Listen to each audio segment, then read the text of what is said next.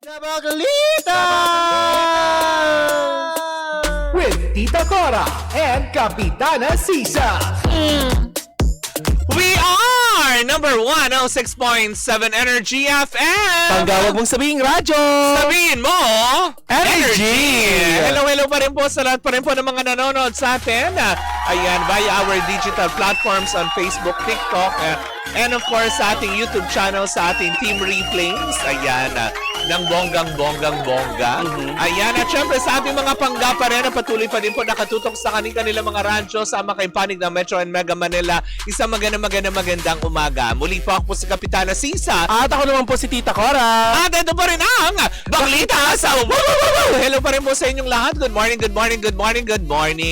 Nako, sa mga Alam mo, oras na ito, Nagtatanong yung utak ko kung bakit sa tuwing magpapasko, Mare, lagi tayong nalulungkot sa mga Christmas song.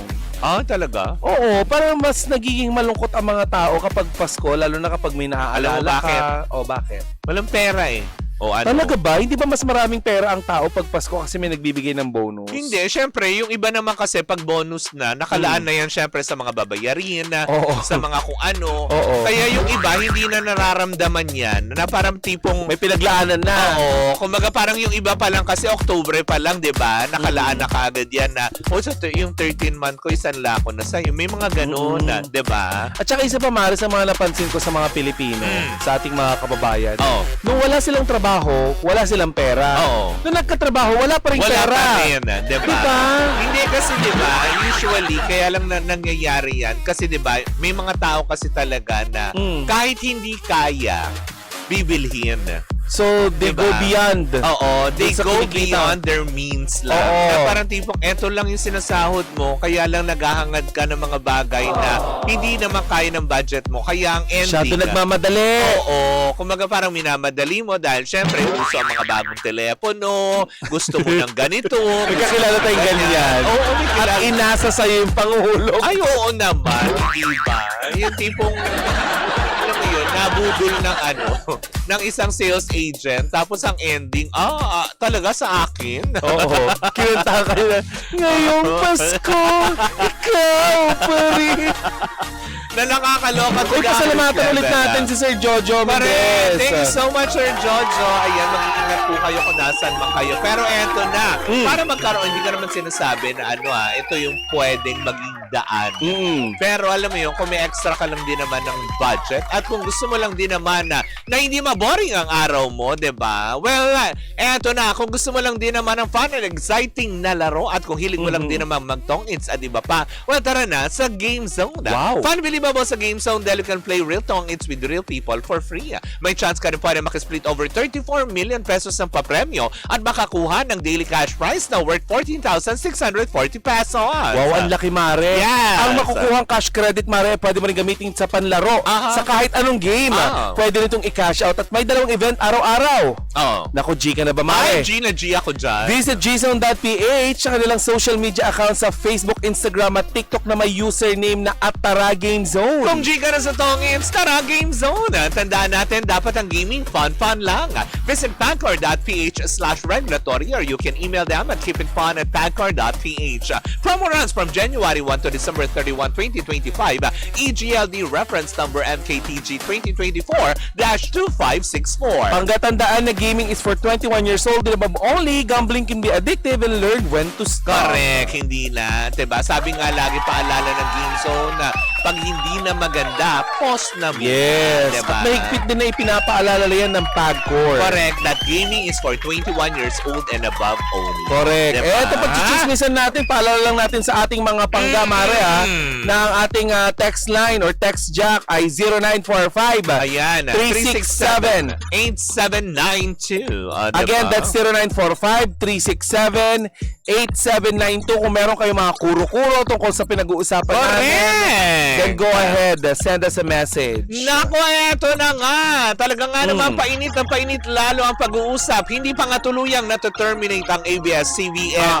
Sa bakuran ng TV5, samut-sari na ang mga spekulasyon, ang mga kung ano-anong opinyon ng mga tao. Pero eto lang ang ating nasagap na chika na kung saan nga naman kung may magsasaramang pintuan para sa ABS-CBN ay mukha daw yatang magbubukas hindi lang ng front door, ng windows, kung hindi pati na rin ng back door para sa ABS-CBN. Alam mo kung sino yun?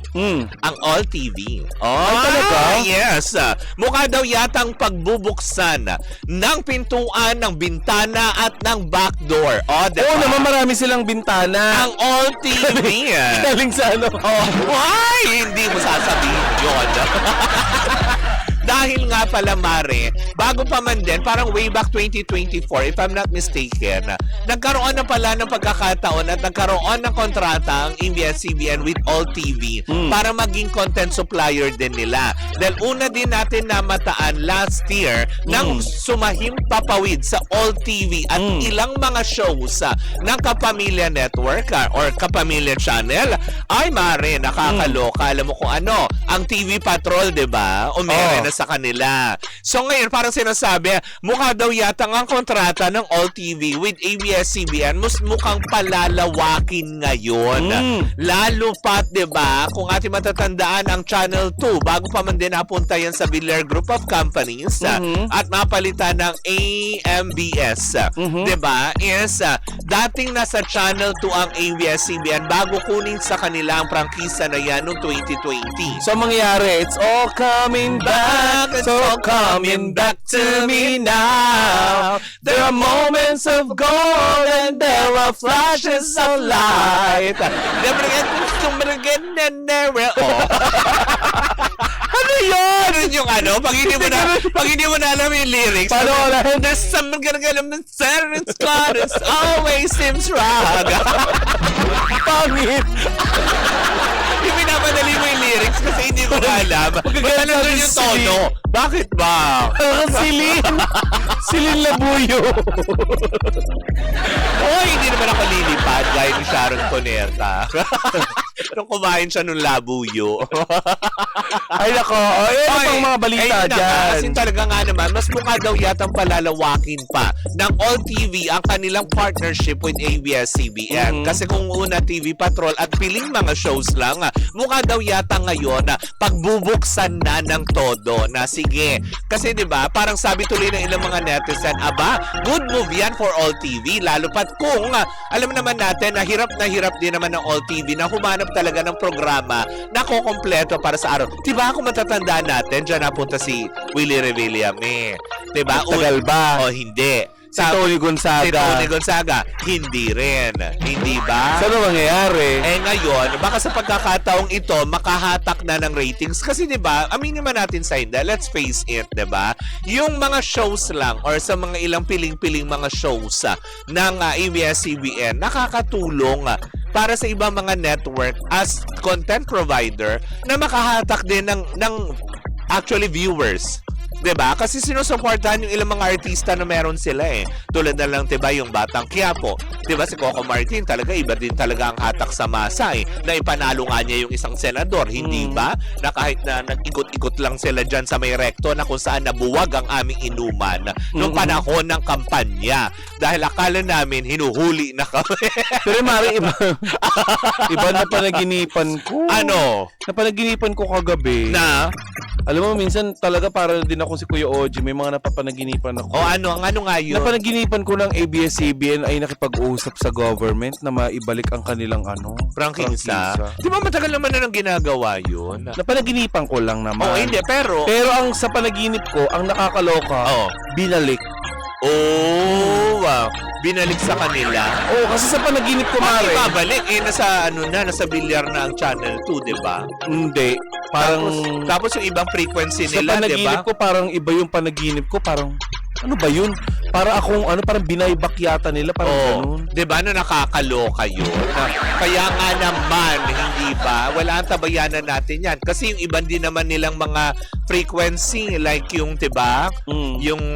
Yung sa kanilang mga radyo, 'di ba? Lalo yung DCMM nila ay sino nang may 'di ba? Iba rin ang may hawak ka. Yun ay panaginip ko lang naman. Oh. Kasi kung yung panaginip ko, Mare, pwede maging suggestion kay ABS-CBN at gusto nilang gawin, ay why not coconut donut, 'di ba? Pero yun nga, alam mo yung panaginip mo, pwede yan magkatotoo kasi nangyayari naman na din yung kanilang yung parang yung pagbibigay, parang idea yan, 'di ba? Lalo sa Kongreso, parang pinag-iisipan nila na muling Sabi ibalik. sa panaginip ko kasi, Mare, parang magsasanib pwersa sila ng isang government channel. Ay! Sa panaginip.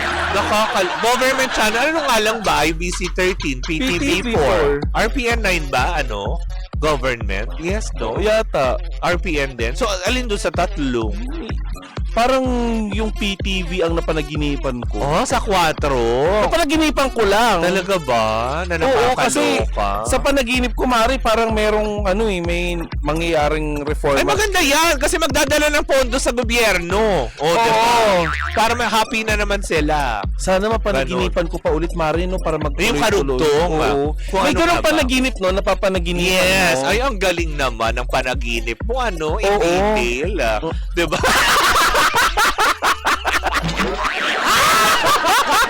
Panaginip ba yun o i-chinismis na sa'yo?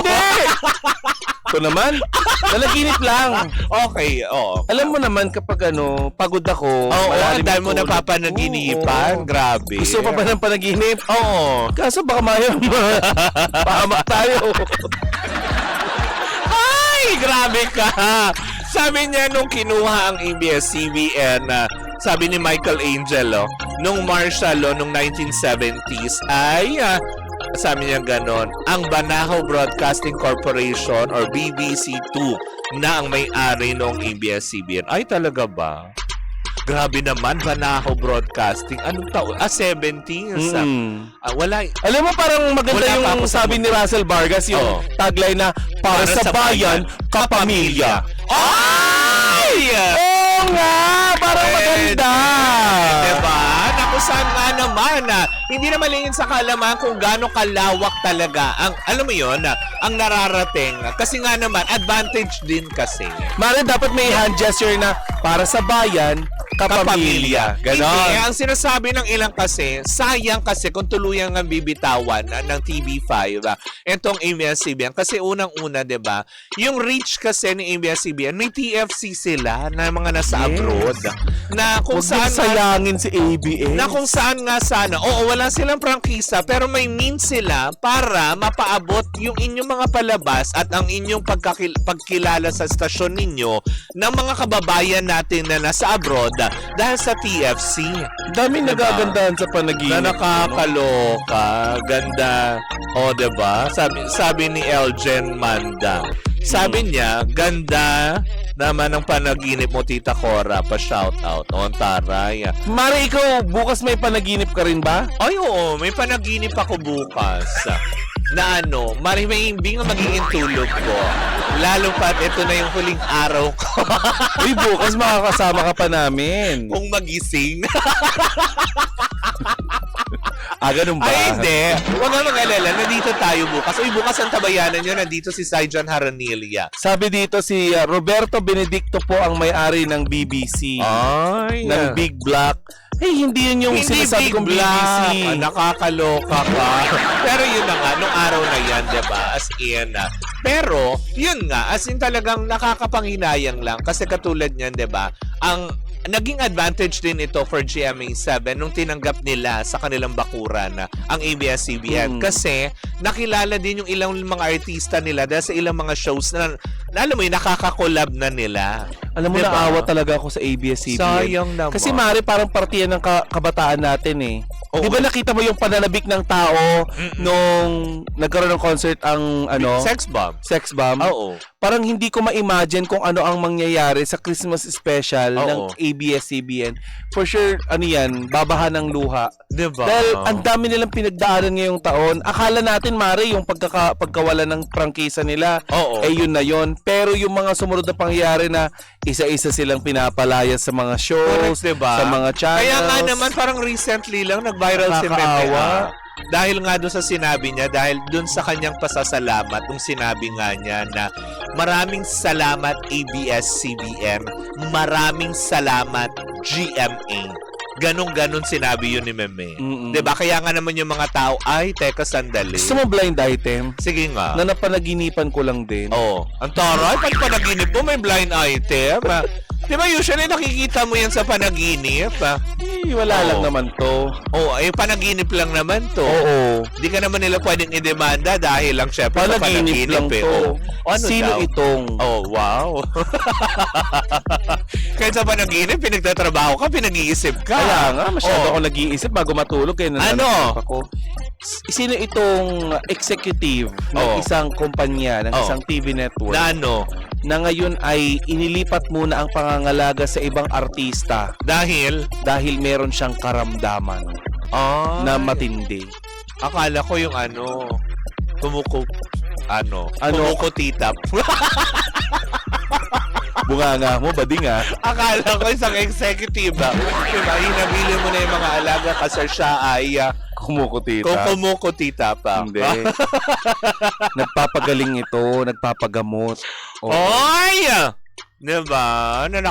May sakit May sa sakit, panaginip Mare. mo? Oo. Ano sakit, Chan? Sa panaginip ko. Oo. Oy!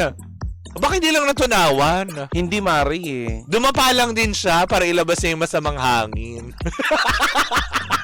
Kabag. Pag masakit ang tiyan mo, dadapa ka, tapos itutuwad mo yung... Kabag o dyspepsia. Itutuwad mo yung pag ano, na kailangan nakataas yung... Eh, ba't ikaw hindi ka naman hindi naman sinisikmura pero natuwad ka? Ay, syempre, di ba?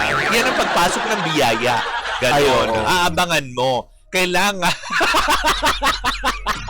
Kailangan pag tinanggap mo ang biyaya, patuwad.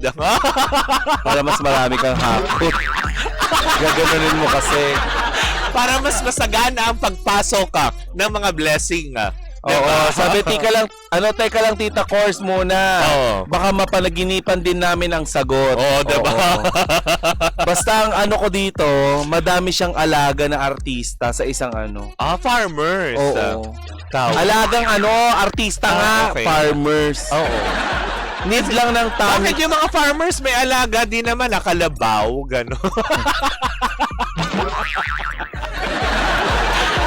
may ano din yung Ay, oo. kambing. Kambing. Oo. Diba, usually. Tapos may mga itik yan. Oo. Correct. Diba? Pero may alaga siya mga girl group. Galo. Hindi siya ganun. Ay, hindi.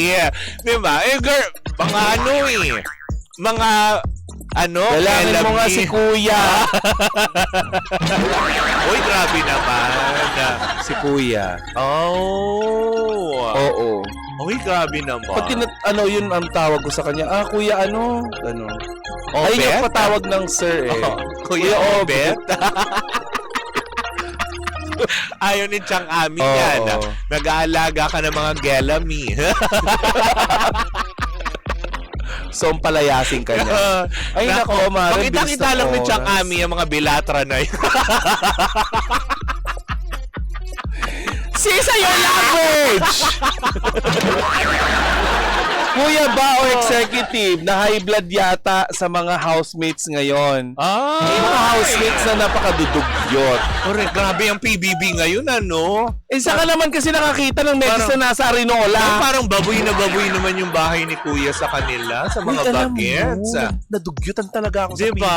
PBB. Sa dami ng dumaan na season na yan, parang ngayon lang ako medyo parang, may na-force evict na nga eh. 'Diba? Nakalimutan ko lang anong pangalan noon. Dahil wala na, hindi na kinaya. Kaya nga sabi nga natin, 'di ba? May manalo kaya, 'di ba? May manalo kaya, may big winner kaya sa kanila. Sabi ni kayo. James nga sa akin, ni James Cruzado, ayan, na nasa US ngayon. Sabi niya, parang wala yatang mananalo kasi sobrang dugyot talaga nila at hindi na sila tinatawag ni Kuya na na housemates. Ang tawag na sa kanila, violators. Grabe, 200 plus na violation. Diba? Nakulang na lang, ransakin nila yung bahay. Tapos basta ito yung pinakadugyot na napanood ko. Correct us if we are wrong. Pero yun lang. Base lang din yan sa nakikita namin, kasi napapalabas yan. Correct. Hindi man lang nila masabihan pag off-cam na, huy, housemates behave.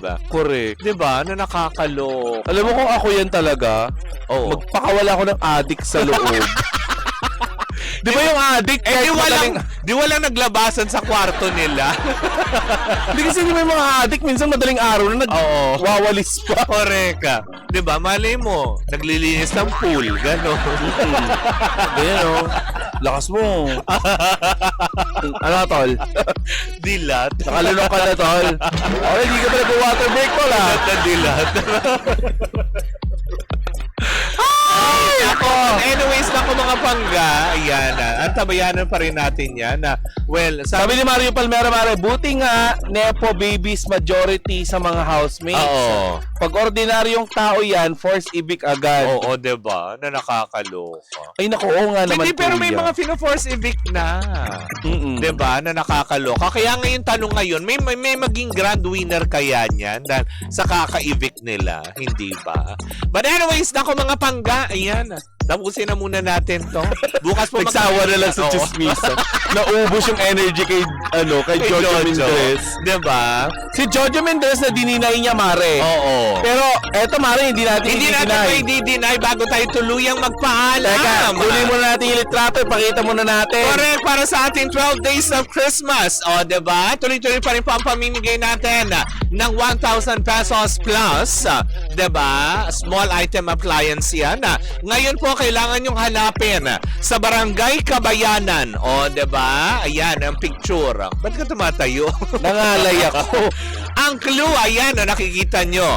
Nasa halamanan ng may malaking puno. At malapit sa pulis. Kung saan walang addictus benedictus. Teka, katabi ng Chibugang Silog Mill. Ang taray. Parang alam ko kung saan yan. Katabi ng Kabayanan Police Substation 3. Papasok ng Bonifacio Street. Ayan. Diba? Ulitin lang natin. Nasa halamanan kung saan maraming tambay. Charot. Ayan, sisa ha. Na-CI mo ha. Yung pinagtatambayan kung saan nga naman, ayan, makakadagit ka dyan ng swerteng envelope. Hanapin nyo yan, Barangay Kabayanan. Meron kayo buong araw para makuha ang premyo para sa araw na to. Ngayon, kung hindi nyo makuha ngayong araw na ito, Mare, ang mangyayari dun sa papremyo ngayong araw. Sa Luni. Ay, bukas. Oo, bukas. Pala, kala ko biyernes. Ano, kasabay mo? Nag-live din yung promo? Ganda mo! Dala-dala yung pera. Bukas po i-add natin yan sa panibagong barangay kung sakaling hindi po siya makukuha ngayon para sa ating 12 days of Christmas. Kung saan magiging how much yun, Mare? Magiging 2,000. Kung hindi makiklaim ngayon pero ngayon 1,000 pesos yan. Hindi ba? Para sa ating 12 days of Christmas promo atid ng Energy FM. Diba? Well, in the meantime, mga pangga, maraming salamat sa mga taga Batangas. Maraming salamat. Lance Berba Rabe. Bakala ko Berbe Rabe. Berba lang. Berba. Pangit, no? Ay, Princess Pimentel, Adel Bernal. Hello pa rin po sa inyong lahat. Maraming salamat. Bukas po magkarinig at magpanooran naman tayo. Ulitin natin ha. Bukas po makakapiling natin si Zaijan Haranilla at ilang mga cast members ng pelikulang, ayan, I'm Perfect. Diba? Are you? Of course. Sige. Diba? Muli po ako po si Kapitano Sisa na ubod ng ganda. Ayaw mong tantanan. Ako naman po si Tita Cora. Tuloy-tuloy mo rin po ang ating tugtugan. Siyempre, dito po lamang yan sa number 106.7 Energy FM. Pag huwag mong sabihin radyo, Sabihin mo, Energy!